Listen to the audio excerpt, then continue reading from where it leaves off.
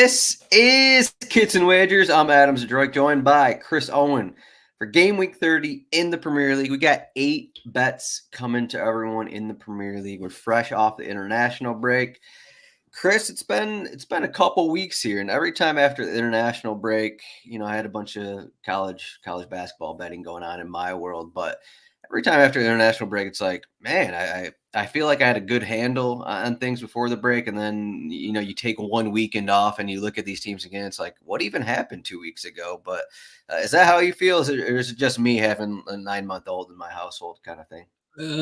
I think part of that is related to like players coming back from their international play when you're like, oh, are they good? Are they not good?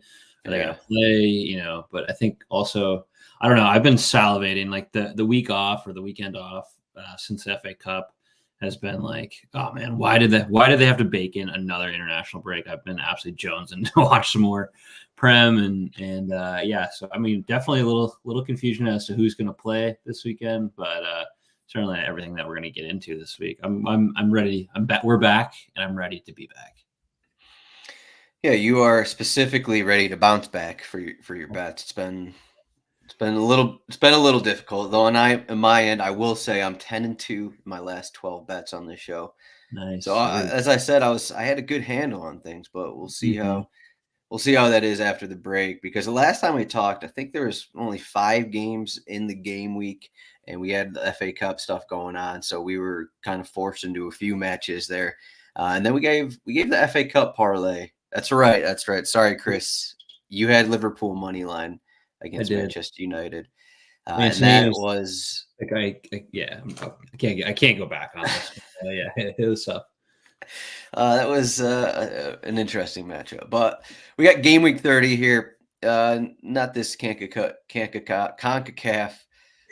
We had some bets for USA against Jamaica up on our site, but over on the RotoWire soccer betting pages, as you can see, we got 8 matches on Saturday. It's a pretty wide range here. So depending how you look at things, it basically extends what we're looking at almost 10 straight hours of matches we got going on.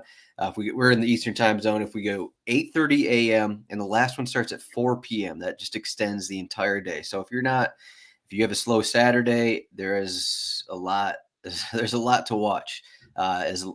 For you, Chris, you got to get up at 5:30 to watch Newcastle against West Ham. Not sure you're going to be doing that, but we're not talking about that. We're talking. We got a bit of a relegation battle, at least half. Crystal Palace are close to the relegation battle. Nottingham Forest, they were docked. Was it 4 points? It was 4 points, right? And Nottingham Forest were docked 4 points over the international break. They are now in the relegation zone. They are home against Crystal Palace, plus 130 to win. Crystal Palace are plus 230 to win, and the draw is plus 235. Nottingham Forest, over 2.5 goals is plus 105. Under 2.5 goals is minus 130. So this is a pretty big spot for Forest just to get a point here. Crystal Palace over the break, they lost Sam Johnstone to an injury, but I don't think there's really anything new coming out for either one of these teams. Taiwo Awani is still out for Nottingham Forest. Chris Wood had been starting before the break. Willie Boley picked up something with Ivory Coast, but other than that, these teams are pretty much as is because Michael Elise is still out for Crystal Palace. So what do you got for this Nottingham Forest team that they basically had, I think we talked about this 2 weeks ago. They basically had 3 points in their match at Luton Town. Yeah. Gave up a late goal, let that 3 points go, and now because of the point docking, they're now down there in the relegation zone. So what do you think the mood is over at Nottingham? I can't imagine it's great, to be fair, but this is an interesting matchup because you have a Crystal Palace team who's still relatively green under the new manager. They've had a couple weeks now, probably like this was the first real break they've had since they hired their manager. So maybe they were able to implement some new tactics, build longer training sessions over the break. That has to help. I mean, they're still missing Michael Elise, as you mentioned. Eze should be good to go, though, which is, they were missing both of them for a couple weeks there it's probably like a month ago. And they're just have no offensive firepower without either of those two. So it's good to have at least one in the lineup. In terms of Forest, yeah, I can't imagine. You're kind of clouded in this. Like it was 6 points, down to 4 points on the deduction. You're still like, is this gonna? I'm sure they're appealing. Is this gonna roll out as it does? This one isn't maybe not my favorite matchup of the weekend. There's certainly other ones that I believe are probably a little bit more worthwhile watching, but nevertheless, we got to watch this one. So what I'm doing is the old corners bet here. Neither team puts up a ton of corners, and the overall number is pretty low. I think it was 10.5 for the total corners. Mm-hmm. They set Nottingham Forest at 5.5 as their total corners for the game. I like the under here. It's -130. They're averaging just 4 corners at home for the season. If you go to the RotoWire handy dandy cheat sheet, you get that. I will say Crystal Palace is giving up 6 away from home according to the cheat sheet, but I just don't see a world in which Forest get forward enough to hit that 6 corners, and so I'm on them under 5.5 corners here. I think the odds aren't great, but I would love to see them in the plus area. But I think this is kind of a get right bet here, and that we should, we won't see a ton of corners out of them. Our bets actually line up here, even though they're different bets. Big corners bets here. They kind of line up here. I have Crystal Palace raised to 5 corners at +165. Yes, +165. So this is you kind of mentioned it. This is the first real break under Nuno Santos, first real break under Glasner. Just a couple teams that we don't really have. I thought this was a tough one just because in addition to the odds being +130 to win, and are we going to pick either of these sides to win? Are we going to pick a draw? Maybe we should just bet draw. Maybe that's what we should come back to. It's always like the last place I look because are we going to bet a draw on one of these? But +235 the draw. Have we bet a single draw this year? I don't think we have. Probably not. I was going to in Manchester City, Liverpool, and you told me not to. So yeah, it's definitely me. it feels like a 1-1 type of match though, just based off of I don't know. There's only been 2 or 3 matches that Crystal Palace have played under Glasner. One was home against Burnley. Burnley got a red card. That game was out of hand. They had the other Tottenham match. There's limited info of what Glasner wants to do with this team. And then for Nottingham Forest under Nuno Espirito Santo, had a bunch of high scoring games in his first month. It was just like every game was, they were scoring goals, their opponents were scoring goals. And then over the last month plus, it's been like they can't score anymore. It's been 1-0 losses, a lot of low scoring games. So it's kind of a little all over the place. So that usually when that happens, I'm like, okay, let's get to corners. And kind of what you're saying, you don't believe in Nottingham Forest corners. Unclear how they're going to play. I looked at race to 3 corners here, but I think Crystal Palace can get to 5 corners here at +165. I think their midfield might be a little better with Wharton and Lerma, though both midfields are kind of iffy. I do think probably Eze might be the best player in this game, so there's the edge right there. I don't know. I guess these are just bets where don't want to take either side. Don't really know too much about these teams, so let's look at corners. So let's see if this will work out, I guess. Yeah, with corners and wagers in the first match here, we love to see it. Any thoughts on the over or under here? I think it's set at 2.5. Yeah, 2.5 is the under. 2.5 is -130. I think I did look at that, but I don't usually take those -130 bets because, as I was saying, I kind of like something like a 1-1 to happen here. Yeah, where neither team is dominating. So yeah, it's going to be just one of those games where played in the middle of the field, not a ton of stuff happens, a couple opportunities here and there, maybe some defensive mistakes lead to the goals kind of thing. But it's just one of these games that sits in the maybe we should change our bets. I'll take draw. Exact score bet. Let's see what the 1-1. 1-1 bet is. Their last 3 meetings are earlier this season. They played out to a 0-0 draw. And then last season. They played out to a 1-1 and a 1-0 where Nottingham Forest won. I believe that was at home as well. So not a lot of goals in these past 3 matchups. I don't think any of us are predicting many goals in this one either. So if you're interested in that, the under 2.5 is -130. Yeah, 1-1 is only plus 400, so it's what's expected that's going to happen. So the odds makers are kind of in agreement with how we feel about this. But Chris has a Nottingham Forest under 5.5 corners at -130. I have Crystal Palace raised to 5 corners at plus 165. We're going to the late match on Saturday. This is a Saturday night match. This is Saturday night football. So what would this local time be? I think we're looking at we're getting like 9 p.m. maybe 8 p.m. for this game at G Tech Community. So pretty big spot here. So you're familiar with Manchester United. They're playing better. They have been playing better over the past month. They're getting results. They got that result against Liverpool. Brentford, maybe not so much, but Brentford are at home plus 200 to win. So Brentford so these odds are kind of similar to that last game we're talking about. Brentford, while at home, they have about the same odds as Crystal Palace to win. Brentford are plus 200 to win. Manchester United are plus 125 to win. The draw is plus 280. And then over 3.5 goals is plus 130. Under 3.5 goals, minus 165. So you think this is a bounce back spot for Brentford to get some points, or do you think Manchester United are playing well enough that they're going to keep their winning streak going here? Yeah, it's interesting. I mean, United's been pretty good recently away from home, aside from, I think they had that City loss, was it? But before that, they had beaten a few pretty decent sides. They lost to City 3-1 away from home, but then they had previously beaten Luton Town, Aston Villa, and Wolverhampton. So they had a good thing going, but I mean, obviously you run into the meat grinder that is Man City at home, and you're probably not taking points away. But then they came back. They big, like, feel good feeling in the dressing room here with that 4-3 come from behind win in the FA Cup over Liverpool.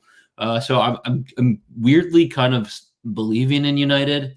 It might have to do with maybe I don't really believe in Brentford as much. They're dealing with a lot. I think what we have there, Adam's got it pulled up here, but they're going to play Collins and Azier at center back, or is it Zonka?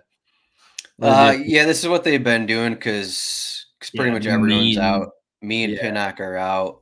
So Collins, Ayer, and Zanka basically in a back three here. Yeah.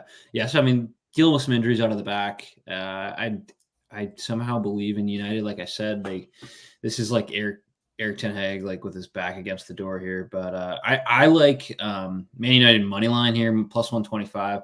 Brentford, they've won 4 games at home. They've drawn 4 and they lost 6. Their 4 wins at home are Nottingham Forest, Luton Town, West Ham, and Burnley. So 3 sides there that are essentially relegation teams. But yeah, I just think United, I'm a little weary this one away, but I think United they've had a nice bounce back over the past, like, maybe 6 weeks or so. And I think they can pull some points here. I'm hoping 3 in terms of my bet.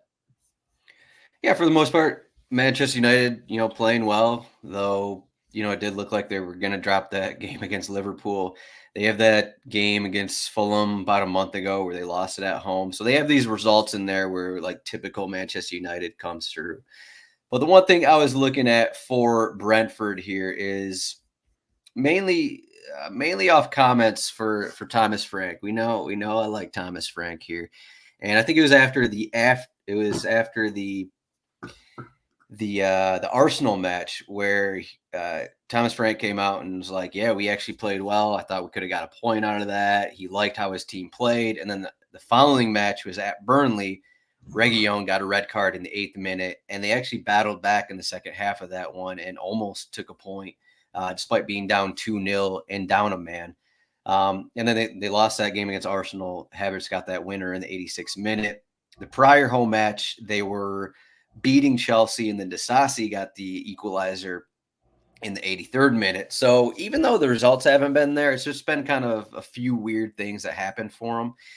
And as we look in this lineup here, if you're watching on YouTube or Twitter, make sure to give a thumbs up on that video. Subscribe to the channel as well. I throw in Brian Mbomo. He played 10 minutes off the bench before the break. This will be the first time all season that Tony and Brian Mbomo would start together. Of course, they played 10 minutes together in that last match because Mbomo returned from injury. But he's been out for, I don't know, about 2-3 months with an injury. I figure he's got another couple weeks in him, but they're pretty much outside of, we know their fullbacks, center backs, a bunch of injuries for their defense, but they're getting healthy everywhere else in the team, at least in the attack. So Mbomo, Ivan Toney's been back for roughly a couple months now. Has been back as well. So I think that you combine that, you put it under the lights. Ash is telling us 8 p.m. UK time. Brentford under the lights at GTAC. Manchester United a little inconsistent, I'll say, and I'm kind of leaning Brentford for my one. I know you like Manchester United here. I'm not going to go Brentford money line, but I'm going with the same bet I had in that last game. So Brentford race to 5 corners plus 125. I was actually kind of looking for better odds here, but plus 125 is kind of what I'll take here. I actually think Brentford are going to be the better team in the first half. So I also considered Brentford first half corner bet, but I'll go with the race to 5 corners plus 125. So you don't believe in Brentford is what you say. You don't believe in Thomas Frank, the future Liverpool manager. I mean, Brentford not in the best form right now. I mean, yes, they're going to get Mbomo back, and obviously Tony's been playing, but I have my doubts. We'll see if that's enough for them, but they've lost. When's the last time they won a game? It was their last win was back in. Let's see. We gotta look back. It was Nottingham Forest, I believe. Yeah, so I mean, it's been January 20th. Yeah, not great for them. I think February 10th against Wolverhampton away from home. There you go. That's not too bad. But so anyways, yeah, I don't feel great about Brentford, but I think I'm just like basing this off the fact of the United comeback against Liverpool in FA Cup. They've had a couple of big ones aside from fresh in your mind. Yeah, it's absolutely like just iron burned in there. So, but I don't know. United's pretty healthy too. That helps. I think Luke Shaw is probably the only player that'll be missing from the starting 11 who would typically start.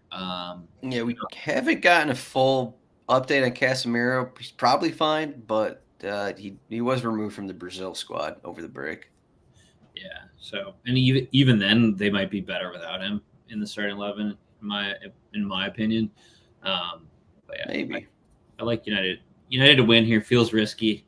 Plus 125. We'll see what happens.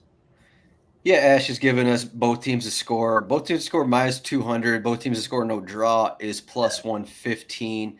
I do think both teams will probably score just because of this Brentford back line, and you got a healthy Brentford attack. So I think both teams are going to rack up shots. So like if you want to look at something like Garnacho just to rip a bunch of shots, let's see what some of his odds are. Plus 225 to have 2 or more shots on target. To have 3 or more shots, minus 140. I think Garnacho is just a player who, in this spot against a team that, again, Reguilón is suspended, so playing on the wing, it's probably going to be Keane Lewis-Potter, who really isn't a wing back, doesn't really play too much defense. He's usually in like a front 3, something like that, unless they opt for something else. But they don't really have a technical left back to play there. So whoever's on that right side, I think, could be in for a field day kind of thing. And even then, Mads Rushlev on the other side isn't the best defender as is. But Ash is saying we should ask Tony and Tonali what their money is on. So Kevin Shada is also he might be an option. He was mentioned by Thomas Frank as well. Next game we got is the main game for game week 30, is the big game. As I have the betting pages up over at RotoWire, we can see the odds to win the Premier League. Manchester City are plus 110, Liverpool plus 200, Arsenal plus 275. You got to think that if Manchester City win this, they're going to be in the minus range to win the Premier League. They're going to be favored to win the Premier League. And then Arsenal, if they win, maybe these odds swap a little bit. So as you can see on this, Liverpool hosts Brighton. So they don't have an easy matchup by any means themselves. But Manchester City at the Etihad here. They are minus 105, just about even. These odds have changed a little bit here. Maybe dropped a little bit because of some injuries, but minus 105 to win. Arsenal plus 290 to win. The draw is plus 265. Over 2.5 goals, minus 120. Under 2.5 goals, plus 100. We got news this morning that De Bruyne is probably going to be fine to start. Ederson probably fine to start. But Kyle Walker and John Stones will be out. They both suffered injuries with England over the break. Kanji is also going to be okay. Arsenal, we got iffy updates from Mikel Arteta. Do we know if Martinelli's going to be fine? He might be. He missed a couple games before the break, supposedly only a cut on his foot. And then Saka and Gabriel were also mentioned by Arteta. But what do we got here? This is a few weeks ago, we had Manchester City, Liverpool. Now it's Manchester City, Arsenal. So you have no dog in the fight, but this is a very important match for Liverpool. So what kind of result do you want to see here? A draw. I think most neutrals would love like a draw here, or if you're a team that's in that title fight, I think you're probably rooting for a draw here. But yeah, I mean, you mentioned it. A couple big absences for City here, and Stones and Walker. You got City at minus 105. My initial reaction is like, all right, I got to take City at home in the Prem. They don't lose games often, and so I was like, that was my first reaction. But you couple the two defensive absences, and you get a little bit more weary about it. And then De Bruyne, I think you mentioned, has a little bit of a groin issue he picked up. If he misses out, then I really think you kind of sway over to the Arsenal side. That's 3 starters out of the starting 11. I don't care what team it is. That's always tough. Tough to deal with those kind of injuries. Before the game, Arsenal is plus 275 to be the Premier League winner. So if you want to get an Arsenal, if you haven't gotten it in for them to lift the trophy, plus 275 now. I think, if they take all 3, that's probably down to, what do you think, like 175-ish? For Arsenal, maybe. I think they have the toughest remaining schedule of these teams.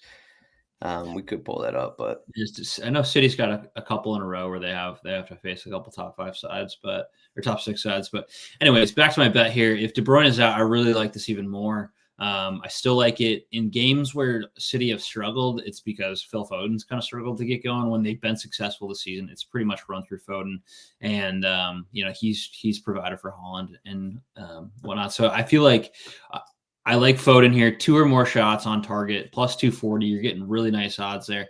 The odds are related to Arsenal's backline being much better than probably 90% of the league here. So you're getting it there. Foden over his last 23 games, he's got 24 games, 23 shots on goal. You look at a little bit smaller sample size, 18 shots on goal over his last 18 games here. So he's averaging a ton of shots on goal. I think the games where they've actually dropped points are Chelsea, Liverpool, and that's where he's essentially not gotten going as much here. So I think the key to success here is getting Foden shots on, getting him more in on goal here. And if De Bruyne is out, I think he's going to have to carry that weight too. So I kind of like this one as an individual bet. I don't feel good enough to be like, all right, I like Arsenal or I like City on a money line bet. So I'm on a little bit more individual bet here with Foden. Yeah, I believe this is the same bet you took for the Manchester Derby, correct? Yes, and then Phil Foden went out and scored a brace. Yeah, exactly. Was it the first half? So yeah, that's what, going back to the well on this one with the Foden shots on target bet. Yeah, this one, a little more difficult matchup than Manchester United, I'll say. Specifically Arsenal. I believe they're the best defense in terms of numbers. Probably realistically in real life, they are probably the best defense in the Premier League, if not all of Europe. Foden, 2 shots on target. Yeah, I can. Plus, you're getting plus 240 on it, so I think that's just a good number there. Maybe it doesn't fully align with my bet, but maybe we'll get some David Raya saves. I got under 2.5 goals plus 110. again, I was looking at, this is another bet I was looking at for the Manchester City Liverpool match. Didn't go to it. Decided to go something else. So we look at the matchup earlier in the season, 1-0. Maybe some of these Manchester City injuries are maybe worrying now that we take out Kyle Walker from the lineup. We take out his speed and maybe replace it with, a younger Rico Lewis kind of thing. Maybe that has me a little worried, and that John Stones is, arguably they're one of their more important defenders there because of his versatility on the back line.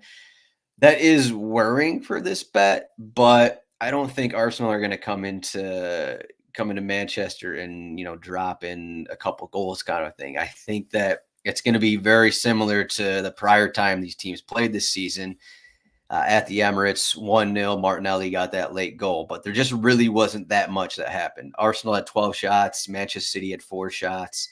It just was a match that was played kind of in the middle of the pitch. The teams combined for less than 1 expected goal. I just don't think there's going to be – I don't think it's going to be back and forth is kind of what I'm getting at. So I think this is – because of the importance of this game, I think it's just going to be kind of like that first one. Not like last season's games. Manchester City won 4-1, 3-1. I think that was a different Arsenal team.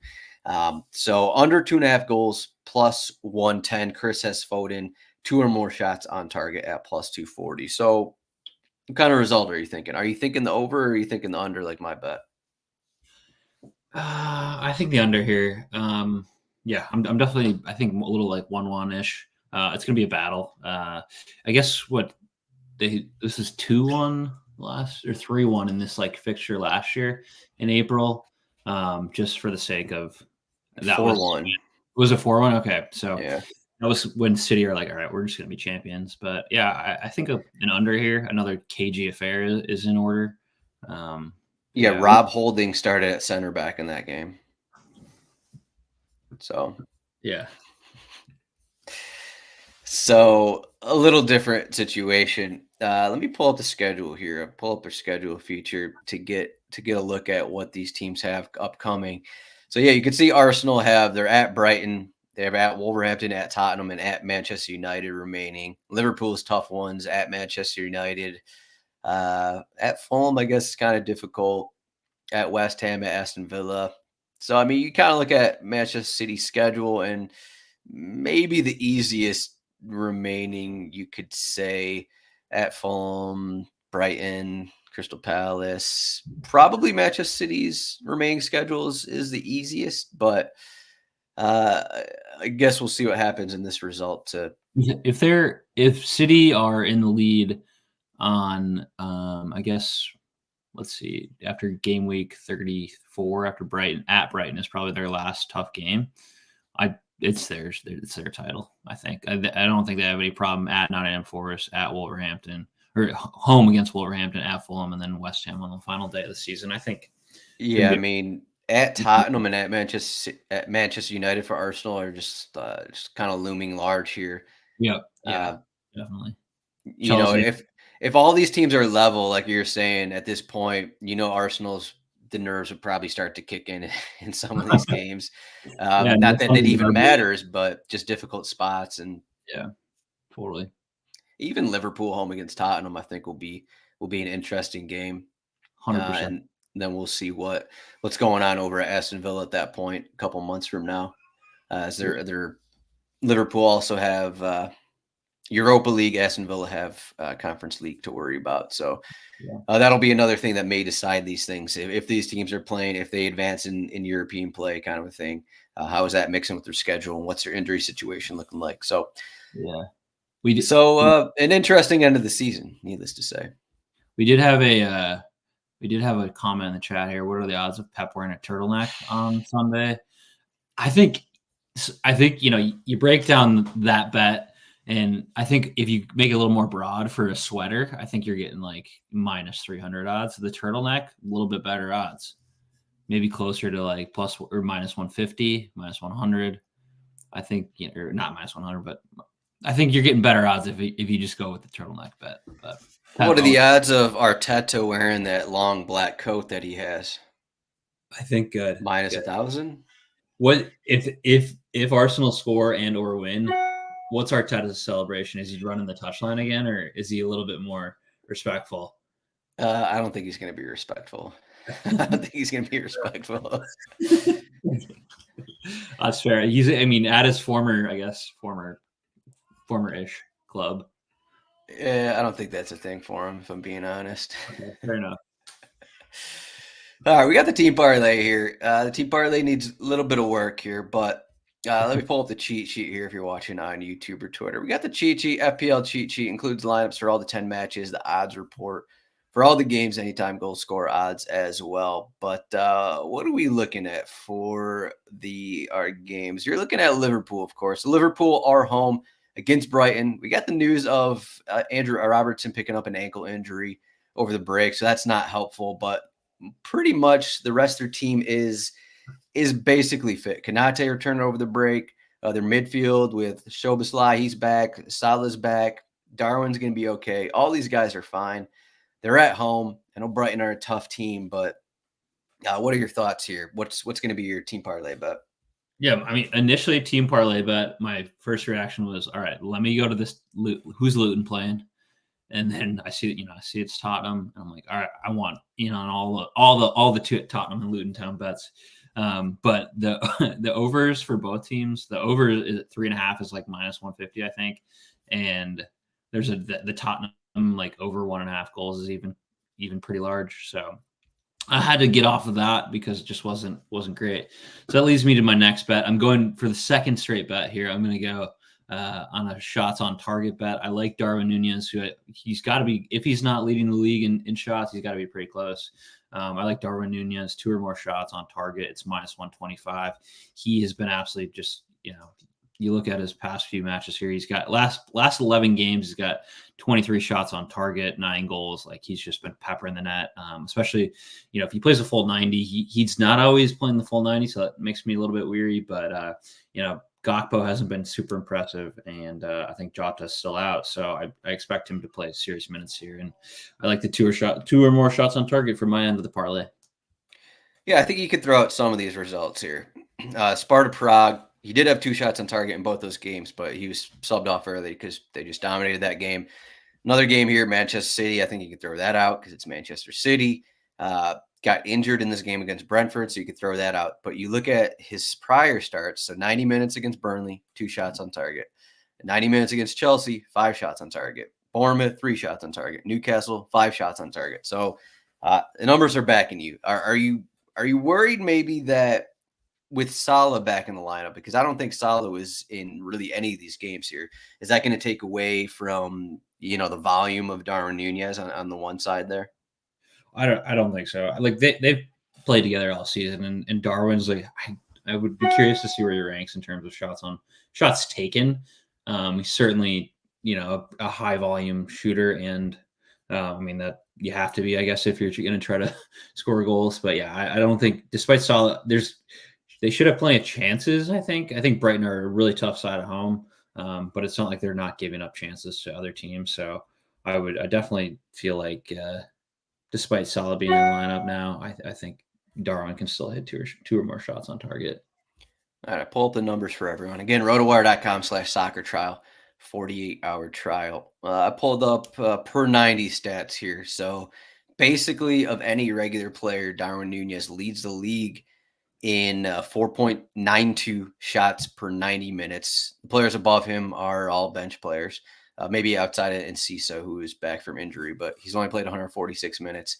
Shots on target, also the same situation here, unless actually, am I looking at this correct? Are these numbers right? I'm looking at something wrong here. Neil Maupay has played more than 112. Oh, that's Everton minutes. Okay, now that makes sense. All right, I was like, Maupay has started a bunch for Brentford, but this is Everton minutes. So, yeah, you can see right here the comparison between Darwin and Erling Haaland. So per 90, Darwin is 4.92 shots. Haaland is 4.26 shots, 2.12 shots on target for Darwin, and then 2.06 shots on target for Haaland. So those numbers kind of speak for themselves. So this would basically be Erling Haaland 2 or more shots on target kind of a bet.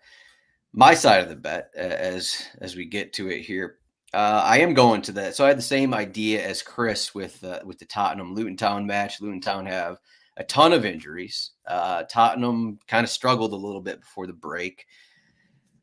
I'm going Tottenham corners in the first half. Tottenham -1.5 corners in the first half at -115. So I just think that basically Luton Town have, I think, 3 or 4 center back injuries. Lakanga and Nakamba are still out. They're defensive midfielders. Who else? Someone got injured over the break. Agbene got injured over the break, so he's going to be out with a hamstring injury. So just another attacker removed their squad. They're basically got bare bones team here. Hashioka, maybe he's going to get the start. They just signed him. He started a couple matches ago, went 60 minutes, didn't play very well, got benched, didn't play the next game. They're basically running thin in terms of options across the pitch. Tottenham, they're still fighting for a relevant spot in the table, top 5. And after a couple down results, I just think that this is a spot where they should rack up opportunities. They should score goals. They should get corners. So Tottenham -1.5 corners in the first half, -115. Chris has Darwin Nunez 2 or more shots on target at -125. The team parlay is +236 odds. So Chris, you were looking at bets for that game. So do you like that? Do you like that corners bet for Tottenham there? Yeah, I think we'll see a ton of Tottenham with the ball. This is probably going to be the most entertaining game of the weekend, just because Luton seem to give up about 3 goals a game. Tottenham, of course, play an extremely high line. Luton good attacking. This could be like a 7-goal thriller for all we know. I didn't have the gumption to take it like that, but yeah, I could see quite a few goals at least in this match. I'm still slightly tentative on what this Luton Town attack is going to look like, just because their lack of bodies and you remove Benny from the attack. It just kind of makes it look not as exciting. They needed that late goal. They're home against Nottingham Forest. They needed that late goal to get the equalizer. I'm not sure their attack is going to be able to get to a 7-goal kind of thriller. So that's kind of why I'm leaning to corners. I don't know if it seems crazy since, we're all expecting goals here, but I almost consider taking the under 3.5 goals and getting 3 goals from Tottenham in a 3-0 win and not getting a Luton Town goal. So you hit that bet. So I don't know. I'm not sold on just blindly taking the over, because the over under is so high in this one, 3.66 implied goal total, but that's what we got for Game Week 30 here. So I got the cheat sheet pulled up if you're watching on YouTube or Twitter. Anything else catch your eye? We got Chelsea home against Burnley, Aston Villa home against Wolverhampton. When we were looking over games to bet on, it wasn't the most exciting schedule. Just a lot of seemingly ho-hum matchups here. Nothing really stands out. But anything else catch your eye in terms of odds or anything?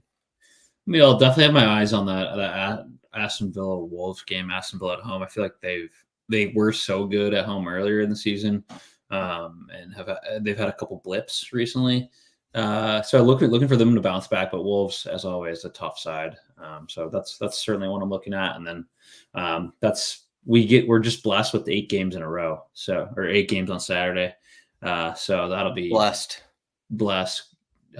So I'm fired up about that Saturday. Going to be putting in a shift Saturday, so we'll go from EPL then, I believe, to some March Madness, and one of those days where the TV will be put in a shift and probably running throughout the day. So TV's put in a shift. Yeah, it's like maybe 8 to 10 hour shift for the TV tomorrow. Yeah, I did write up a bet for, at least I think I did, for the Aston Villa Wolverhampton game. That article will be up on rotowire.com/soccer at some point on Friday. Wolverhampton, I think O'Neill said this morning that they have like 12 or 13 healthy field players, regular field players, not youth products. So something to look at there when considering betting that game. But yeah, if you also want, speaking of college basketball, I know we're Premier League, but I've been tweeting out a lot of my bets for college basketball. So even if you don't know anything and either blindly want to follow my bet or fade my bet, I am posting those on Twitter as well at RotoZdroik. You can find Chris at CHROwen8 on Twitter, also RotoWire Soccer. Thank you for listening to this. Make sure to like, subscribe. Here are the goal odds. Salah -150, Son -150. So I'll put you on the spot. Who is scoring? I guess who is not scoring between Salah and Son this weekend, Chris?